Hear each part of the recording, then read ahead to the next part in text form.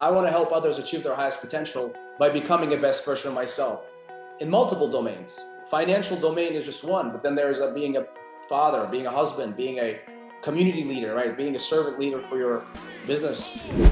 Tim is one of the most authentic and genuine people I've ever met. Sincerely believe he's coming from a position of giving, and that means a lot.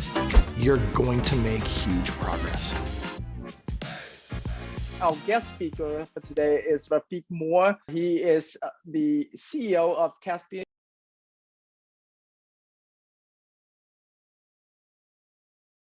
Long time, has done $1 million worth of commercial real estate.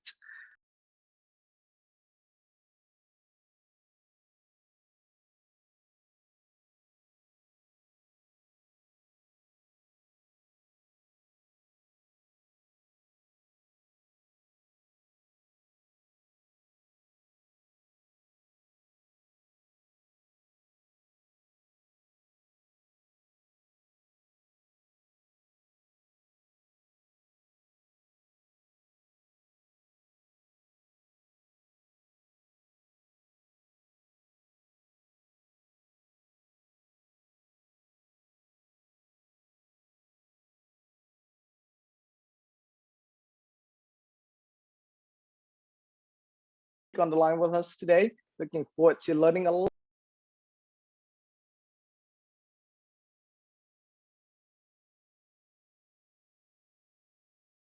Very loving family man. I got to meet Rafik through a program that a couple of friends of mine, Javier Hinojo, Robert Allen, and I were doing called the Teen Millionaire Challenge.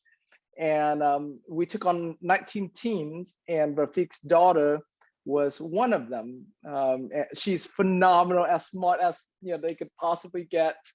I mean, amazing what she has accomplished at 16 years old. And so, yeah, I'm super excited, super happy to have Rafik on the line with us today. Looking forward to learning a lot from you, Rafik. I don't know, thank you. There's pretty amazing people here. I'm taking notes here. I'd like to talk to multiple guys like Obelson and Badri. I mean, this is the first time at this event, by the way. When Tim Mai invited me, he kind of said, "Hey, would you like to join?" I thought I'm going to be one of the listeners. I'm mostly on the side of the equation, but thank you. Our business is not very special. I think what we've done as a company is just kind of scaled it to tackle larger transactions, and our whole thesis is to acquire value-add properties. I started with house flipping, like most of you are doing house flips. I think I've done 400 to 500 house flips in the beginning of my career. We had a business, and we would do 70, 80 houses a year. We buy them, fix them, wholesale them, whatever, rent them out. And I bought a first warehouse building. We bought warehouse buildings in the past, kind of without a strategy, with just one-off deals since 2006, 2007. But in 2013, when I completely shifted focus and started buying industrial real estate, our business was very simple. We buy a big box and cut it up into small bays. So think mini storage, but not quite mini. I mean, our average size would be anywhere from 3,000 to 5,000 square feet. And we buy a 30,000 square foot property. We buy a 50,000. Now we're doing 165,000 square foot property in Milwaukee. And what happens is, when you have a big defunct manufacturing facility that nobody wants, and most people look at it from a redevelopment standpoint to scrape it and start, go vertical. He says, "Well, what do you do?" I said, "Well, I flip houses. I buy, fix, and sell houses." I was doing a lot of houses, 10, 12 houses at a time. So I was pretty proud. I'm pretty busy, And then he says, "Well, as I started talking about houses, he sort of dismissed and said, 'Oh, it's a bad business.' I said, 'What do you mean it's a bad business? It's a good business. I know a lot of people. I go to these events, and I know a lot of successful housing people, and I'm pretty successful.' He said, 'Have you made $1 million on any deal?' And I said, 'Well, not really.' And he says, 'Well, in my business, I deal with larger assets and larger checks and whatever.' And so I said, 'Well, I don't know nothing about it, but teach me, sensei.' And he said, 'Well, there's this building. You should look into it. You can buy it for $2 million. and you can sell it for, you can clean it up and sell it for 3. And I didn't know, I had no like prior experience, but it was a $2 million building. And so I basically went after it. And initially we were going to do it together, 50-50 split, and he was going to totally guide me through it. But 2 weeks prior to closing, he essentially said, no, he cannot do it. He said, you have to do it on your own. So in the last 2 weeks of the deal, I had to raise $200,000 to do the deal. And I sold 20% of the deal for that $200,000. And ultimately a year and a half later, exactly, a year and 4 months maybe later, we sold it for 3.2 million. Wow. And throughout the time, the building made about $12,000 cash flow. So it was a really good deal. And after that, I immediately turned 1031 into 2 other deals.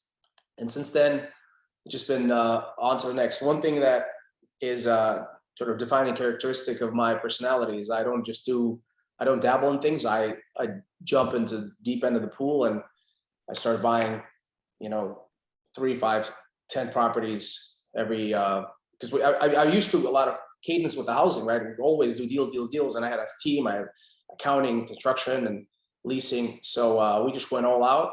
And as a result, the difference between housing and the commercial is the down payments are larger. So you have to raise money on each deal. And so every time we had a deal under contract, we would essentially create a mini raise. It wasn't quite a syndication. Our model has always been in trying to involve the seller and have seller contribute some money towards down payment or give him some equity or whatever.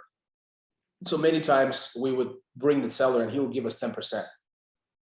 And then there's a real estate commission that's another 3 to 5%. And then we just scrape up the balance of the money and put deals together.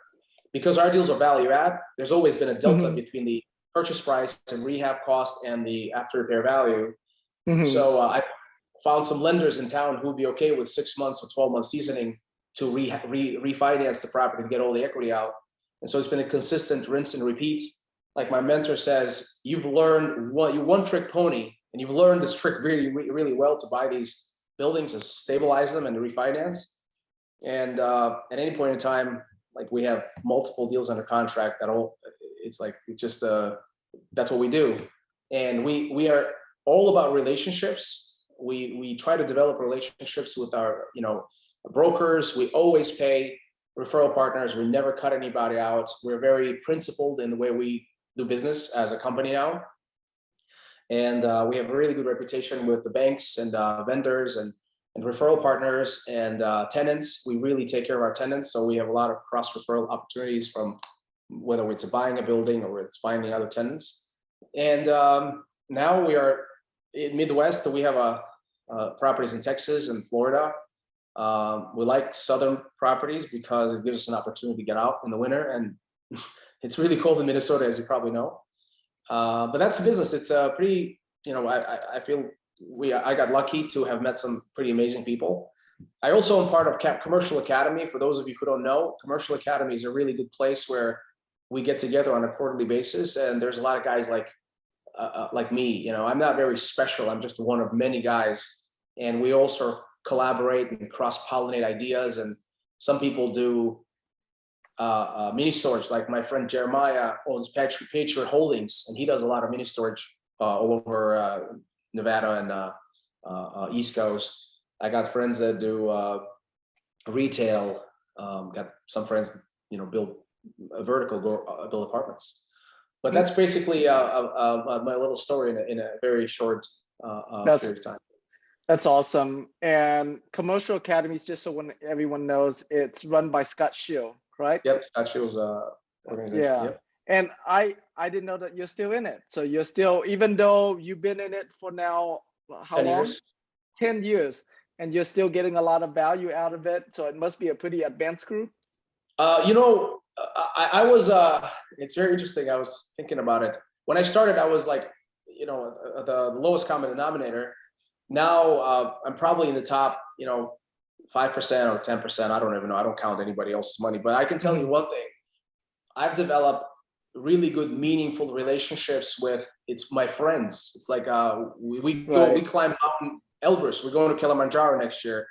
Our wives are friends. So we created this really good network of real estate guys, and then we cross pollinate. Like sometimes I have money and they have deals. Sometimes they have money, I have deals. So we've basically been cross investing in each other's deals, and I've contemplated dropping out of it because I have so many other mentorship groups. I feel like I have too many of them, and but then I realized that from the value, from the fulfillment standpoint, if I were to remove myself from there, I lose contact with my friends, and just gives us an excuse to get together. Yeah. Right. Yeah, no kidding, right? That's awesome. So rough numbers, how many, what would you say is the amount of money you've raised from all the deals you've done? I've never thought about in the like a conglomerated sense. Mm-hmm. Like I told you, we were close to 2 million square feet in real estate as of maybe beginning of the year. I've been selling a lot of properties lately, so we're probably down to 1.5, 1.6. Again, I don't really count that, but having kind of bought and sold properties all the time, the raising capital has been one of my sort of basically muscles that I've exercised. Again, being in a relationship business, I've created a lot of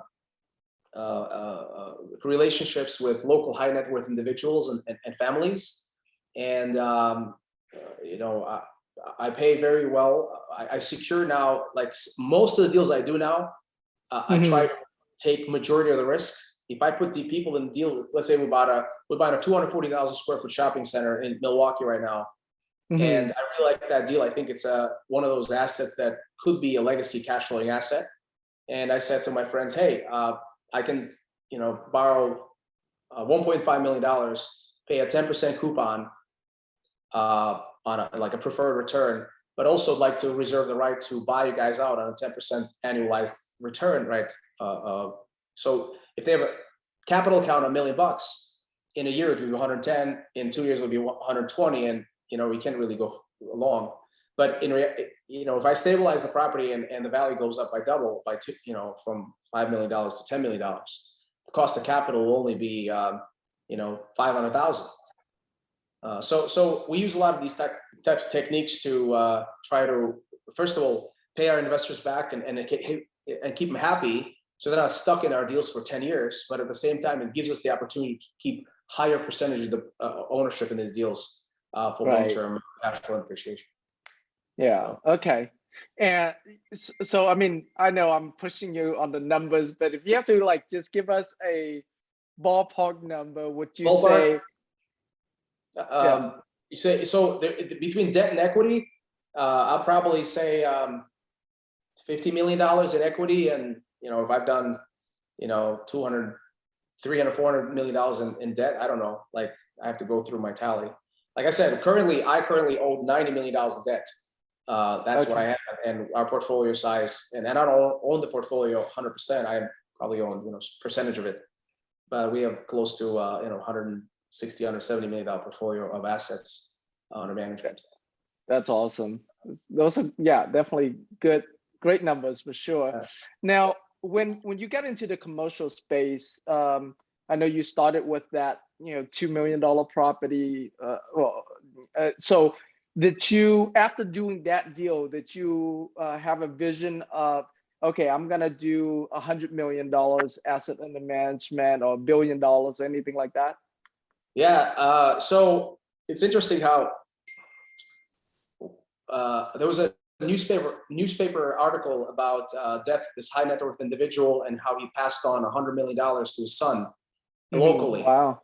It was like, hey, this guy died, and his son inherited $100 million in assets under management. And I remember thinking about it and saying, "Oh, how nice it is to be him." He inherited, and he's my age, this guy, a local guy. Oh wow, in Minnesota. Wow. And I'm like, man, how nice it is to be him with $100 million in assets under management. And then that's when I sort of said, you know what? I'll just build my own $100 million in assets, and that was my goal. I've created that a big, hairy, audacious goal about 2013, 14, and it was inconceivable at the beginning. It's just such a big number, felt like it. And essentially, to 2020, I reached that goal. I was at about $100 million in assets under management. And I was like, all right, I thought that's going to be the destination, and I'll, sail into a sunset and kind of stop working. And then I joined Tiger 21, and when I joined Tiger 21, I realized that I'm at the bottom of the group with $100 million in assets under management. So these guys next level. So I'm sitting there like, oh, I guess there's still time, and I could probably go for the big B. Now I don't really build my life around money. Money is not the most important thing for me. I try to focus more on impact and social, meaningful relationships are important to me, and I try to do good. Our company, and a byproduct of our, the value we bring to the marketplace is the net worth that I've built, and people that work with me are building. So, $100 million was the goal, and it was pretty. I was pretty thrilled to have gotten to it, but nothing changed. I mean, it's the same thing. I still do the same work. I still go to the same gym, yeah, I haven't retired yet, if that's what the question is. Yep. Okay, yeah. So so do you even have the $1 billion, like 1 billion asset under management as a goal at this point? So I'll tell you one thing. I had I didn't dare think about it at first. I was like, I don't want to be that guy. I don't want to me, people who've always focused on money and focused on, big dollars, I don't know, to me, it kind of seemed a little douchey, I don't know. And so I was like, I don't want to say that. I don't want to be $1 billion now. I just want to kind of live my life. I want to keep what I have, and I want to create a lot of value. I mean, we really take care of our tenants. We are a raving fan tenant company. We want our tenants, because we buy distressed assets in remote areas. We don't know anybody. And if we really serve those tenants become our marketing platform to attract more tenants. And investors, we really try to take care of our investors. As a result, I am now coach to my junior Jedis, and they want to be $100 million guy each, and gal, right? And so I'm sort of helping them, and we're syndicate and do deals together. We bought a 66,000 square foot deal in Peoria. And as a result of me helping them, and they want to get 100 million, is there a chance that I'm going to get to $1 billion with them essentially if I have 10 $100 million guys and I'm partners with them, then we'll get to that $1 billion size. So it's really not my mental sort of determination, but I know that unless something happens with these interest rates, and unless the economy tanks and we get completely wiped out, if we just continue creating value in this marketplace, in about 6 to 10 years, we'll probably get to $1 billion in size. But that's not the most important thing for me. Right, that's awesome. And it sounds like you get a lot more fulfillment out of helping those guys get to their 100 million than you would get, yourself getting to $1 billion. Yeah. So a lot of people have been asking me, why do you work so hard? Or why do you always, never stop? Don't you have enough?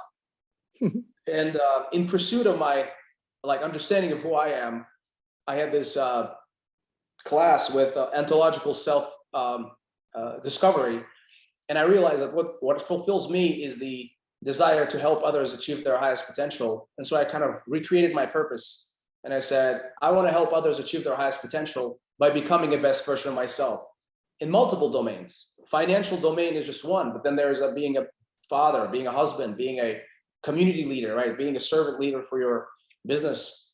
Now my metrics for success and fulfillment are only 20% financial, and there's other things that I sort of specialize in. Right, that's awesome. All right, so I'd love to go back to your early deals. So let's take your first 3 commercial deals. What were some of the challenges you went through in raising money for those deals? Oh yeah. I had this building sold 3 times, the first one. And of course, I'm selling it for $3 million. We have debt about 1.5. I was expecting 1.5 to come back. Plus I had 80% of that. So I was super excited. And guess what I did? I went shopping right away. Now the transactions have not happened yet. The closing is set for whatever, but the purchase was accepted and they're going through due diligence. So I said, I went and bought a 20,000 square foot shopping center and a 27,000 square warehouse building, one for 900,000, the other one for 1.8 million. And my deal has fallen apart in the middle. Like, so now, not only I cannot sell the building, and I haven't sold the building, but I have to close on these two. So at Commercial Academy, I'm sitting in the class. I'm like, man, I got this 20,000 square foot shopping center under contract. I put a sign. I asked the seller to allow me to pre-market it for lease. I have leases signed. I have a lot of stuff going, and now I don't have 300 grand to buy it. So I called the owner. And Scott on stage says, you know, what we want to do is try to involve seller in financing as one of our first ways to try to get raise money. I was like, great, genius. So I got up, left the lecture hall, called Mark, the seller. I said, Mark, here's the thing. Mark, I'm really, really sorry to tell you, but my sale of my building has fallen through, and I don't have 300 grand to buy your building in a week. And I have the appraisal done. I got the leases signed. I've done so much work on this property. And I really, really was hoping that you can borrow me money just for 6 months. And I promise you, Mark, I will pay you back. And I'll pay you 5% interest. Well, Mark liked me. Mark liked my hustle. He liked what I would do, what I was doing.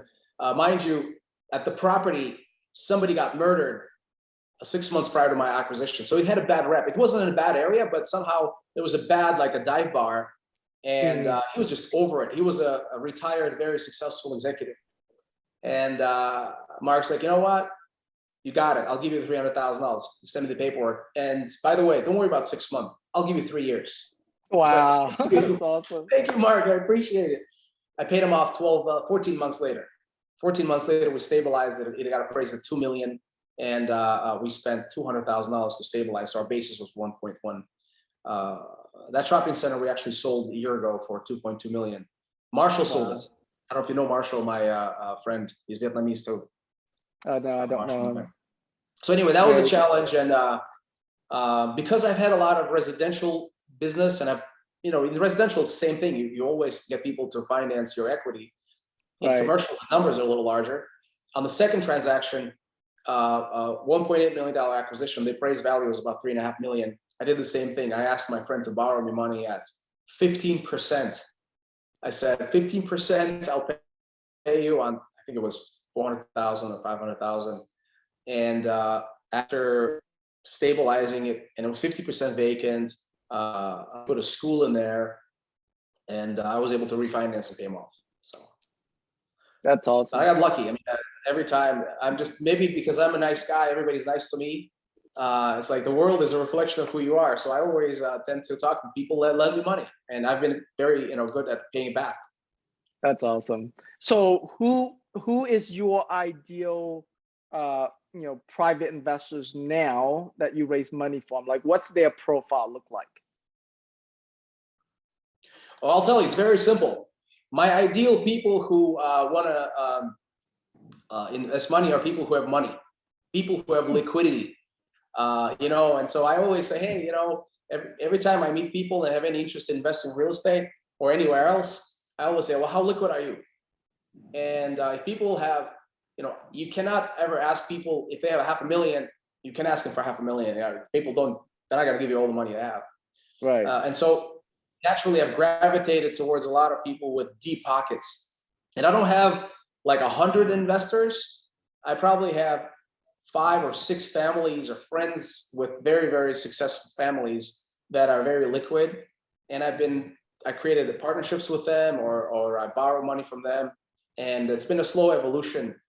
Some of these deals I've done on my own, some of these deals I've partnered up. And one of the things that it's pretty generous today, it seems like, but in the beginning it didn't. So we buy a property for, let's say, $2 million, and let's say it needs $500,000 of rehab, it's worth $4 million. I find the property, I remodel the property, I release the property, and my equity partner, Freddie or Andre or anybody, would come in with 100% of the equity, and we will sign on debt together. And then they would get all their money back. Plus they would get about 8% return on their money. And then we split the profits 50-50. And the way I model it, I say, look, worst case scenario, you get 8% on your money if my strategy doesn't work. But if my strategy works, we make 20, 30, 40% return. And we've done a lot of those types of deals. That's awesome. So, someone, let's say someone starting new into the commercial multifamily space, and what would be some of your recommendation for them to start raising money? I did actually a little networking event in our office, and we talked about how to raise money. So this is my secret. You guys listening? Please Yes. not share it with the world, or do. Doesn't matter. So here's what I did. I had all these residential investors, right? And I would find a really good deal. And I would put together an executive summary and a plan, strategy, right? And it's basically an email with a bunch of pictures and maybe a little PDF document. And I'll send it to, let's say, Mai. I'll say, hey, Mai, I got this shopping center. I want to buy it for this. I want to do this. And I need this kind of money. Now, because I'm a simple guy, not a very sophisticated guy, I've always done business with one other person, sometimes with two, but I've never syndicated like with 50 people. It's just not been my model. My model is with one person, $500,000, $1 million, whatever. So I send it to Mai. I'll say, hey, Mai, here's the strategy. Would you be interested? If everything goes well, you'll make 30% of your money, right? And then if Mai knows me and trusts me, Mai might be interested, but I don't know what his financial situation is. So then after Mai, I'll take that same email and send it to Brian. And then I'll send it to John. And then I'll send it to Stefan. Then I'll send it to Jay. And I'll just keep sending it to 20 people who are my friends who I've done business with in the past, who I know have capital. And then one of them always says, you know what, Rafik, I like that. It's really next to my house or my school or whatever. I'll do the deal with you. Let's go. And then once we close on the deal, then I create another email and I'll send, hey, Mai, here's the thing. Thank you very much for listening to my story or whatever, or this deal. We've closed on this deal. If you don't, I'll keep you abreast of what happened. And then I send another email 2 weeks later saying, hey, Mai, we just signed the lease. Now the value has gone up by $600,000. Hey, Mai, thank you very much. We just refinanced the property and my investor got their money back. And now the property is worth X and we're going to make this kind of cash flow. And then last email will be, hey, Mai, we sold the property and my investor made $500,000 on a $300,000 investment he gave to me. Thank you for being there. Thank you for being a friend and whatever. But then what happens is, as I find another deal, same thing, rinse and repeat. And then when Maya receives a second message, this time he will be more interested in learning, and Maya would get overcome with FOMO, fear of missing out, right? Because it's fun to be in deals. It's fun to do to see these videos and pictures and whatever. And as a result, and I have to do this over and over and over again. Now and again, you have to be authentic. You have to be honorable. You have to be clean. And like if you do everything right and if you live by your principles, the only thing you need is competence. Like there's two things that you really have to worry about: is character, which basically who you are as a person, and then competence is what you know and how you do what you do, right? Are you good at it, or are you mediocre at it? Are you going to screw up and not get it to the finish line? And so as a result, I've been very lucky to have created a huge sort of a following of capital partners to where I don't even think about money anymore. I write offers right and left every day. As soon as I find a deal, and then I just make a phone call, and I got multiple friends who are always willing to do deals with me. And depending on their proclivities, depending on their risk tolerance and whatever, sometimes I just say, look, I'll give you 10% interest and I'll give you 10% bonus to buy you out. And it's a 16 months or 24 months, 20% return coupon. Or if somebody says, look, I really want to hold real estate, I say, fine. And then we buy real estate. But that's been basically my little signature of my approach. Right. And so you're doing that from a very a personal email. You're not taking them through sort of like an email campaign or anything like that. No, it's all friends and family. Okay. Remember, I don't have 100 people. Right. I only have 15, 20 people. And now I haven't done this type of a model that I told you about for 5 years, because after doing it 3 or 4 times, all those people, 10 guys or whatever, every time I have a deal, every one of them is eager to come in, right? And recently, my mentor and I set up a fund, and it's really because I was sitting at like we were. Na hora que você tá saindo do carro. Hold on, let me mute him. How, Isabel, can you fix? Oh, there you go. Thank you. All right, go ahead, Rafik. So I was sitting and crying on my mentor's shoulder, and that's a different mentor, by the way. This guy has funds, like he's been in the funds business. And he said, you know, I came to this country when I was 20 years old. I never had any meaningful jobs. I've always worked, like I've worked for 2 years at this small mortgage company, and I've never had any like a formal education in creating a fund. So I've always sort of figured out things on a bootstrap and without any formal like mentorship or education. And so I've always, for the rest of my life, I'll be this scrappy, one at a time kind of a deal guy. And I'm really eager to do something bigger and grander. And I don't know people who can help me administer the fund or whatever. That was about a year ago. And it's like, hey, come just join me and run my fund with me. Now, this guy is about 64 years old. So I'm 44, so 20 years older than me. And he's sort of almost going to retire. But this is just, you know, he's done multiple funds already. He's done multiple of these types of funds.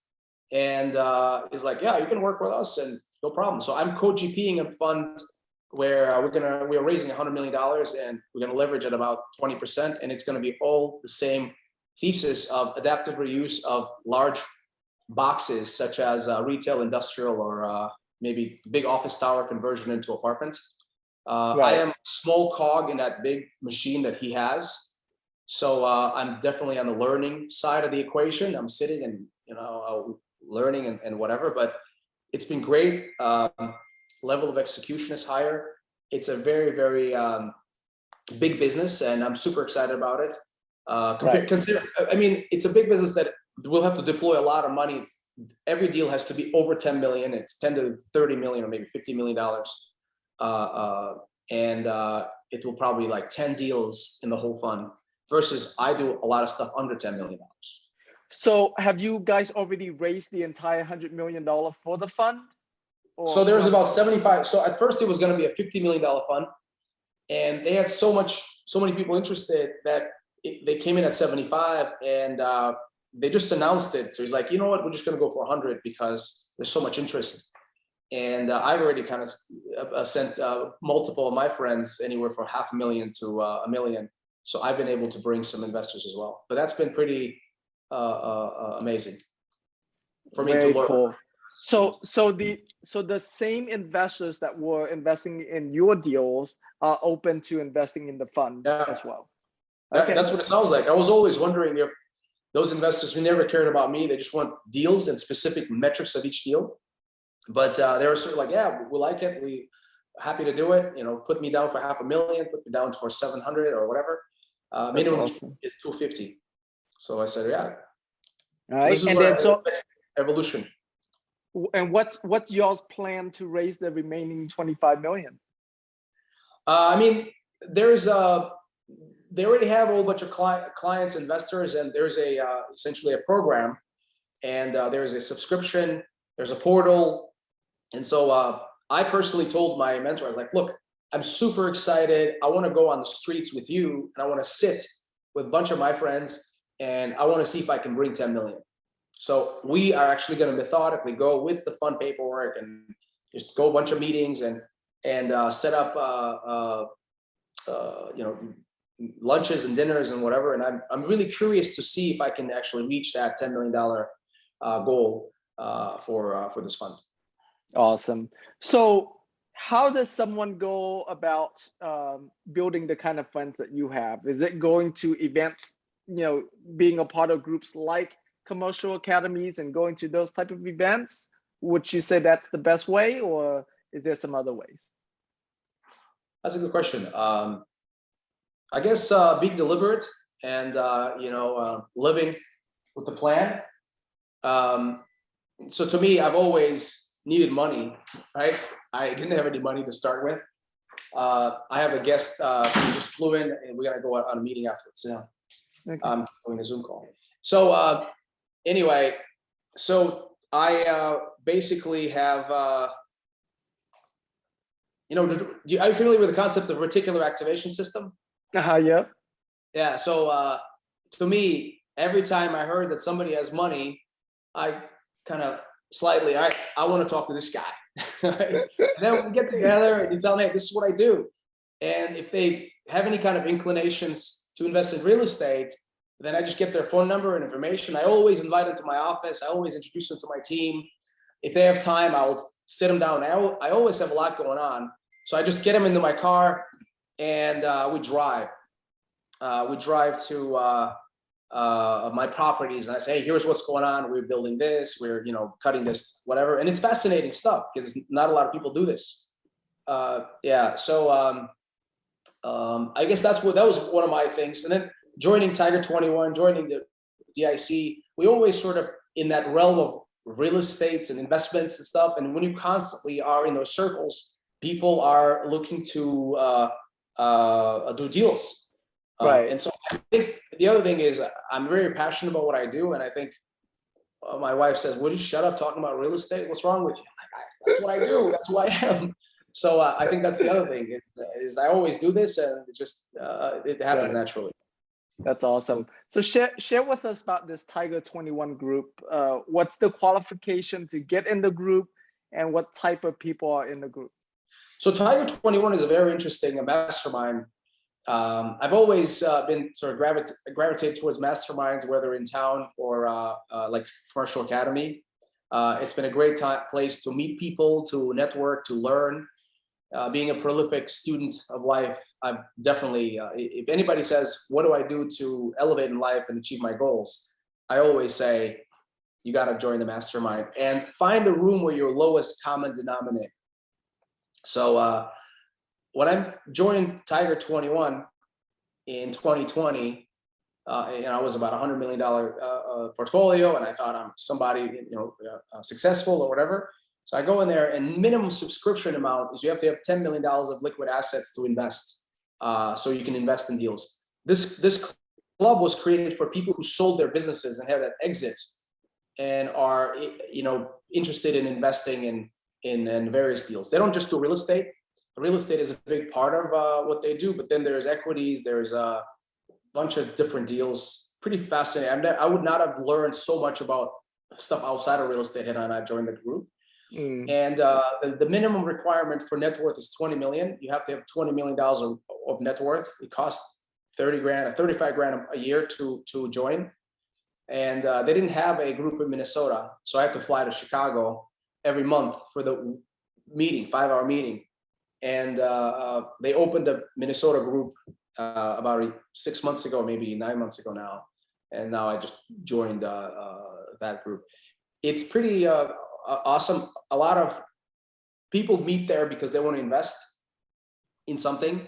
And if you develop relationships and have a good program, I've witnessed how some of my friends in Tiger 21 created a fund, and they would get their fund completely subscribed by just being in Tiger 21.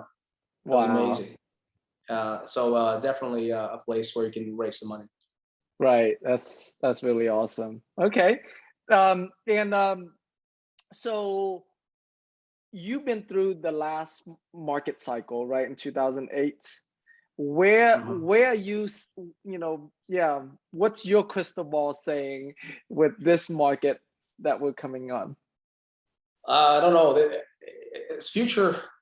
We always think that future is representation of some kind of a past event, but future is, there's so many, who would have known about COVID-19 type of situation? That's a completely different phenomenon to us. So I don't claim to think that I know what's going to happen, but one thing I keep telling myself is that I want to be as adaptive and as responsive to the market. I've gotten really destroyed in the last downturn. And so as a result, I've been really shedding a lot of assets because even 6 months ago, we were getting top dollars for our assets. And it's easy to be a genius when the market goes up, right? Everybody's smart when the market goes up. And today, if the market, we don't know if the Fed is going to reverse course or they're going to continue, but I don't see how this economy can be sustainable in a 7% rate environment. I mean, if they didn't raise it so aggressively, if they raise it over a 3-year period, I think it would be sustainable. But such a, even at 6%, it's really, we're seeing a lot of slowdown. So what I'm trying to do is just be ready and be liquid. And I don't think, and I hope it's not going to be as bad as last time around, but I think there will be some pain. And us being in a distressed real estate market, I feel like while we will probably get, we might lose some tenants and we might, have to refinance at higher interest rates. I think we will be on the receiving end of this, because that's what we do of this economy, because we take the distressed assets, foreclosed assets, and we stabilize, put life back into them. So I'm trying to stay optimistic, tell my team, hey, get ready. In 2 years, it might be open season on a lot of commercial real estate. You don't have to go to Ohio and Wisconsin. You can buy them right here. But that's my prediction, is that if they can keep raising rates, it's going to get really bad. But I think what's going to happen is they're going to reverse course to kind of keep everybody happy. So we'll see what happens. And I'd like to hear what other people think. Yeah, that's awesome. Well, yeah, we'll open it up in a little bit here. So I know I've met Julie, right, your daughter. Absolutely amazing. What are you teaching your kids that perhaps is not commonly taught out there? Well, I don't know. One thing I feel guilty with Julie, because I've been so busy, building my deals. I've now changed. I was a weekend warrior for as long as I remember myself, until maybe 5-6 years ago. I said, I don't want to do this anymore. But I remember having 2 of my kids in the back of my car, and I'm driving around and I'm looking at properties on Saturdays and Sundays and stuff. But Julie is, she turned 17 now. When she turned 16, she wanted to get her driver's license or a permit or driver license. Yeah. And I said, she wanted a car, as old teenagers want cars. And I said, well, nobody bought me a car. Why would I buy you a car? Go, and I know you can buy yourself a car, but here's what I'll do. I'll buy your house. We'll find a house for you. And why don't you go flip a house? And when you flip that house, we'll split the profits. I'll be your investor, just like I was on the other side of the equation when I started this business. So, well, she's 17. I love that. She was 16 at the time. So I teamed up with a realtor, and we went 3-way on this house in Maplewood, Minnesota. And they bought the house for $112,000, and they spent forever, 6 months to remodel. It should have done in 2 months, but it was a really intense deal. And lo and behold, they made $86,000 in that job. And of course, I was the lucky recipient of 33% of that. But then she, about $24,000. And of course, I say to her, I said, you teenagers know everything. You're super smart, but you lack in the wisdom department. She goes and buys herself a $24,000 car after getting a $24,000. And then how about insurance? How about gas? And so boom, she's actually flipping 4 houses now. And her life has changed dramatically towards the worse, Tim, because market is changed. She's behind, she's flopping. And I'm watching her. I mean, ultimately I'll be losing the money on those 4 houses, which whatever. It's not like I'm gonna bust her chops, because I invested, and it's been a year now. And you're thinking you're gonna lose money on them? Like, is well, that no, bad? It took forever, and they cannot sell them now because the prices have dropped. So I think we'll make significantly lower amount of money. Okay. On Yeah. So See. I said, hey, it's not always roses and butterflies. Sometimes you gotta. And right now we're gonna lose money on these deals, or maybe I'm exaggerating for her because I wanted to learn. But she's kind of stressed out a little bit, and I'm like, you know what? That's life. You gotta learn to take that. It's not always interest rates of 3%. You put something on the market, there's 15 offers. It's not like that at all. No. Right. I mean, and that's such a valuable lesson that she's getting to learn right now. And can you imagine what our world would be like if all the parents do this with their kids, where it's like, hey, one thing that I've learned, all of my friends and investors are in their 70s and 80s. And I remember asking a question of my mentor, like, this guy's worth $100 million, right? And I'm like sitting there and I'm like, look, what can I do today to be like you when I grow up? Like, I'm really dialed in. I'm really trying to like absorb the wisdom. And he looks at me with a scorn and says, go home and play with your kids. What's wrong with you? You know, I'm in New Jersey looking at the shopping center. It's like, what are you doing? You're just robbing your kids up the time. You don't have no business buying properties in New Jersey. Go home, play with your kids. And then as he tells me a story, this guy is worth a lot of money. He doesn't talk to any of his kids, and some of them are on drugs. It really robs you of the joy of existence. And as I sort of learned that, I was like, oh shit, that makes sense. You know, yes, you're gonna have all this money, all this glory, but what good is it if your kids are all, you know, messed up?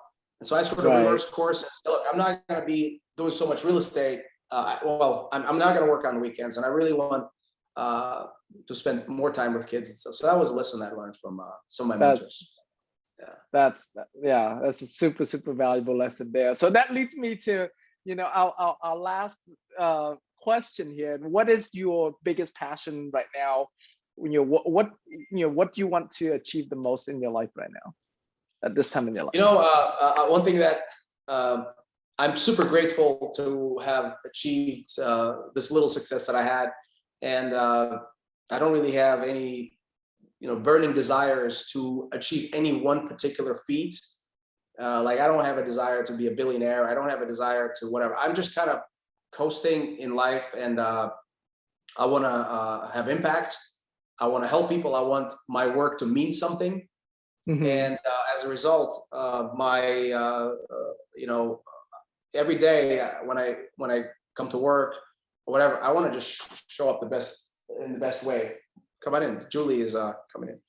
And so I think if we're going to continue this journey, I think we're going to get to $1 billion in assets under management. But I think I'm passionate about helping people achieve their highest potential by really becoming a best version of myself. Say hello to Tim Mai. Hey, Tim, hey Julie. Doing good. How are nice you? To see you? I like the shirt. Oh, thank you. Yeah, we've been talking about you. Like that, we're talking about your flips and flops. Good or bad? Both ways. It's all good. It's all good. Yeah. We have to go to look at some properties that we have under contract. So Julie's going to be our driver today. Oh, nice. So nice. Yeah, that's awesome. Yeah, go ahead and finish what you were saying. Yeah, so that all I was saying is that I don't really consider myself super passionate about any one particular thing. I just want to kind of continue doing what we're doing, and like I said, maintaining good health, being a good father, hopefully being a good husband, being a good community leader is what I want to do as I sort of evolve. But no, I don't really have a specific, like, a passion for any particular. I want to make sure I don't die climbing Kilimanjaro next year. That's a very important passion to survive. But other than that, it kind of falls into the category of you know, hanging out with friends and being physically fit. That's awesome. Love it.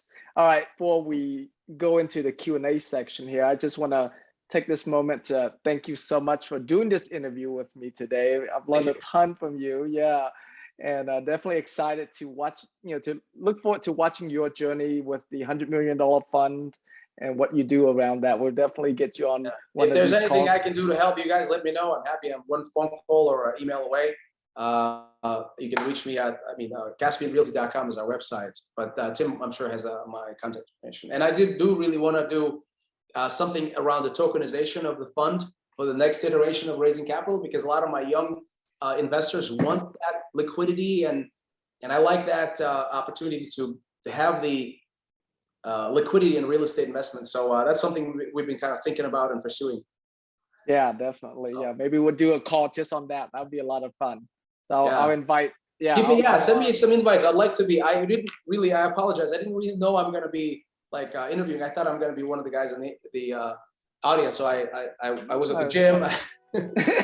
Yeah.